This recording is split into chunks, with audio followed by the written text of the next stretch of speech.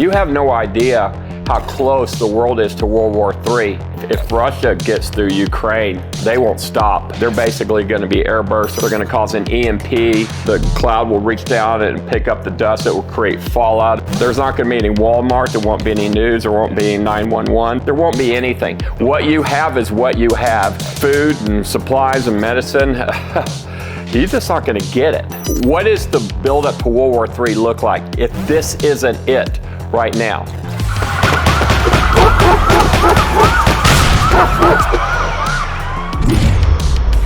Hi folks, Canadian Prepper here. Today on the channel we have once again back in the flesh Ron from Atlas Survival Shelters. He's back from the war zone. He's going to tell us all about his experiences that he had out there. He's going to tell us about the state of the bunker industry and World War III in general. So Ron, tell me some stories. What have you been up to for the last month? I have been to Europe 3 times in the last 2.5 months. So I have not even been to my own factory in a month. I'll just tell you a little story. So I'm staying at the Radisson Blu in Kyiv, and all these drones start flying in, and they sound like little weed eaters coming through the sky, okay? Well, one hits about 4 blocks away. It hit an apartment building. So I walk down there. They block the street off, so you see the smoke and the fire trucks and all the stuff, and now all the news media showing up and everything. And it's like, oh my God, what happened to that building? So like the week earlier on a Monday, this beautiful 40-story all glass building got bombed. What they're trying to do, the Russians are trying to hit this power plant, but they're such bad shots, they hit everything but the power plant. They keep hitting the building over here, the apartment over here, but they can't hit the power plant because I don't know if their GPS is on or whatever. So they use GLONASS. It's their own GPS, which is still in development. Well, it's not very good, I'll tell you that. So anyway, I got bombed Sunday, Monday, Tuesday, Wednesday. Well, the power started going off and everyone was spending all their time in the bomb shelters. So you can see everybody's down in the bomb shelter. I mean, people are just sleeping down there. You can't go about life. I go out at night. This is 11 o'clock at night and look at it. The streets are black. There's nobody out there. It's eerie, okay? So after I left, they got bombed a lot more, and now the power's down to like 40%. So they get power for about 8 to 9 hours. They're just rolling the power from different people. As far as I know, I think 80% as of making this recording were out of power right now. While I was there, here, I'll show you a little clip. I was on the media there. I was the news while I was there, okay? Because bomb shelters are coming back, but it's like I'm bringing back bomb shelters that were being used during World War II.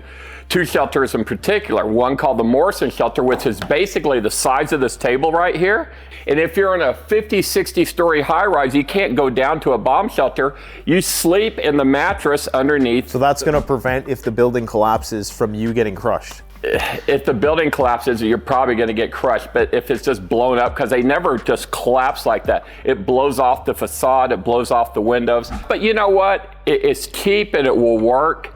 And nobody else is bringing any ideas to them. And then, of course, I'm reproducing the Anderson shelter, which 3.6 million of these were built during World War II, and they saved hundreds of thousands of lives. And then we have this new shelter, which you've seen and you like. You said, put one here in my showroom. You know it? That's basically the Atlas Safe Room, which is basically a Texas-style tornado shelter that you go in and you got a sliding door, and it's basically just, it's like a walk-in gun vault, but it's modular and it comes in pieces. So you could take it in and put it in your basement. You could take it up to the 50th floor through the elevator, bolt it together, and at least you feel like you have some armor plating around you. So these 3 shelters, which are strictly for artillery, nothing else, not for nuclear, not for biological, not for chemical, they're not even thinking like that. If you ask them, they're like, Putin's not going to nuke us. Putin's not going to nuke us. That's their mentality over there. I know there's definitely a concern about, there's been a stockpiling of CBRN gear for potential nuclear disasters in Ukraine, but I can understand how if you're living in a war zone, your top priority is going to be not getting bombed, right? That's the first thing. So how many bomb shelters or bunkers, whatever you want to call them, have you built there? Well, we're just starting to mass produce them, okay? So what we did is we made the prototypes at my factory in Poland. but we're making them all in Ukraine because the cost of making them in Ukraine is actually 4 times cheaper than the cost to make them in Poland, and making them in Poland is 3 times cheaper than making them in Germany. So why is that? Is that because of the cost of energy? Well, I don't know, but the average salary in Ukraine is 400 to 500 euros per month. Cheap labor. Cheap labor. The average salary in Poland is 1,500 to 1,800 per month for a welder, for a skilled position. Then you go to Germany, it's 3 times that. One thing people need to know is that Hollywood has made it. I see the comments where people say, "I don't want to live. Just take me out of the first blast." Okay, guys, you want to live, because realistically, after 3 to 4 days, the radiation has decayed so much from a nuclear bomb that you can walk out. Now, you can't eat the food off the trees. You got to throw it away because it's been contaminated. But after 4 days, the radiation is down to 1/1000th of what it was when the bomb went off. Okay, that's with a typical air burst. That's an air burst. Right. If it's a nuclear spill, that's like 20,000 years, but we're not worried about nuclear spills. Or like a ground burst might have a slightly more fallout. A ground burst has slightly more fallout, but the bomb is smaller, okay, because it's a tactical nuke basically, and it's designed to take out a bunker or a missile silo or a runway.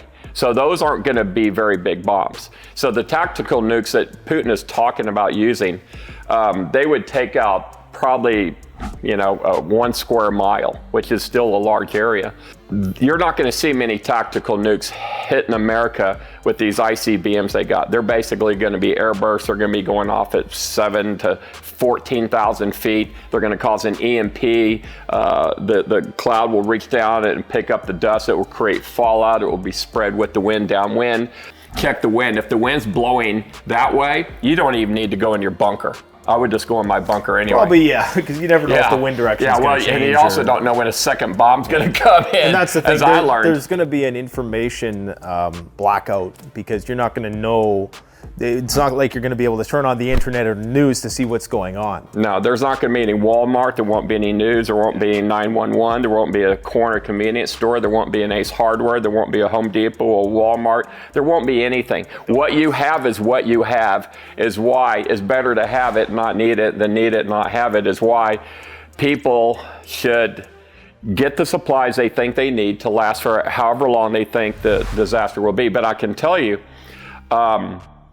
food and supplies and medicine, you're just not going to get it. I have been to these places and I have seen blown up tanks, and I've seen men in trenches, and I've seen, unfortunately, dead bodies, and I've seen recently blown up buildings.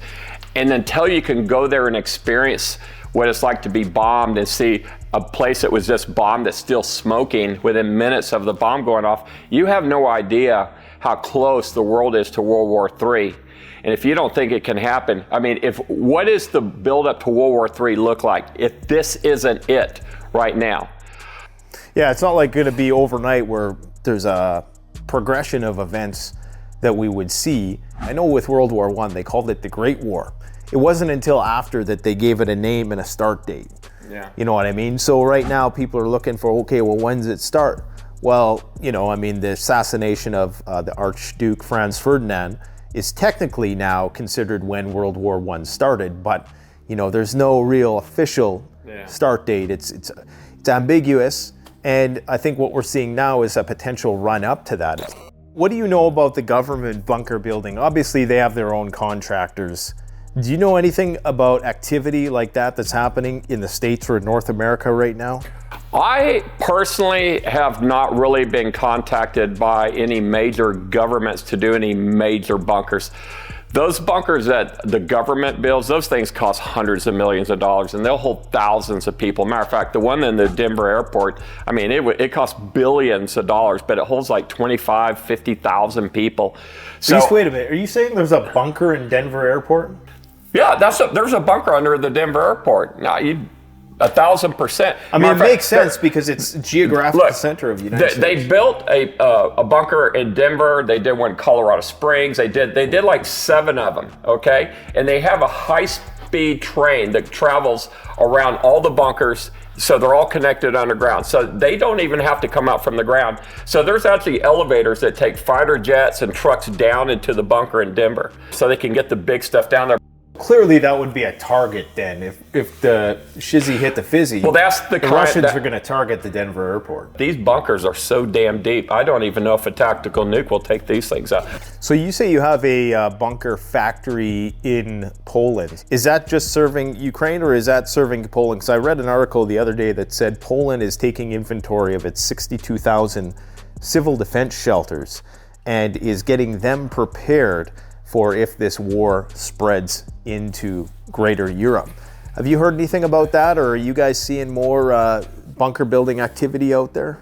I'll tell you this much, Poland's putting it all on the line. They really are. And if Russia gets through Ukraine, they won't stop. They'll take it out on Poland, Lithuania, Estonia, Latvia, Moldova, all these countries, and I've all been to, they're just basically going to put them all back together. How many bunkers would you say you've built this year since this war started? Like just a rough estimate of all your factories. I did not need this war to be busy. I was slammed with work already. All this war does, it puts a fire under my butt, and people want their shelters quicker now because in case Putin ever presses the button, they want to have their bunker.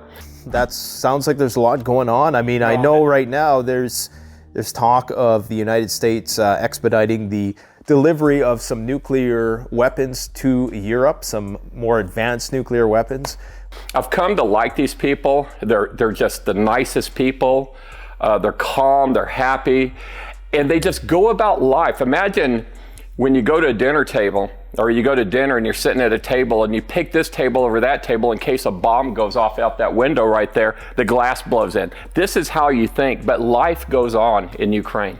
There's two types of people in the world, I see that. There's people that keep their mouth shut because they're in it for the money, and there's people like me that I don't care about the money. I care about the honesty, and I care about Mother Earth, I care about my people, I care about God, and I care about all the people on earth, okay? I put those ahead of money and profits, okay? But these big corporations, they're putting money ahead of everything. And what changed me is when it's been a year and a month since I got the cancer diagnosed, and the doctor called me day after the surgery and told me, you've got 3 to 5 years to live. But then, I found out that I went to a second doctor after thinking I was dying in 3 to 5 years, and the second doctor goes, oh no, it's a different type of cancer and it won't kill you. And I'm like, wow. But I'm still stuck in that lane of like, the first doctor, like, what if the second doctor's wrong? Contemplating your mortality. Yeah, I am, and I realize life is short, and I want to make the world a better place and leave it better than I found it. I like what you say about doing things for you and not doing it for the money, because at the end of the day, life is short, and hey, maybe you and Kanye can get together. Maybe you can build Kanye a bunker, because I think the way things are going for him, he's probably going to need one, and he's still got enough money left to probably buy one of your top tier bunkers. And of course I know Kim Kardashian, so. You do? So yeah, hey, I do. There's an inroad there. Yeah. So I know Kim and Chloe. So I figured I'd end with a Kanye comment. Just current events. What has Kanye been up to since I've been gone? I've only heard some stuff. He's only been banned from everybody, right? Let's not go there. Yeah. Okay. All right. Let's save that for another. Nate, thanks for having me over again, all right, man. buddy. Good seeing you. Yeah. Okay. And you guys go check out Ron's channel, Atlas Survival Shelters, and check out some of our older videos where he actually goes into great depth about what it takes to build a bunker and all the technical stuff. So go check it out. Thanks for watching. Canadian Prepper out. The best way to support this channel is to support yourself by gearing up at CanadianPreparedness.com, where you'll find high-quality survival gear at the best prices, no junk, and no gimmicks. Use discount code PREPPINGGEAR for 10% off. Don't forget, the strong survive, but the prepared thrive. Stay safe.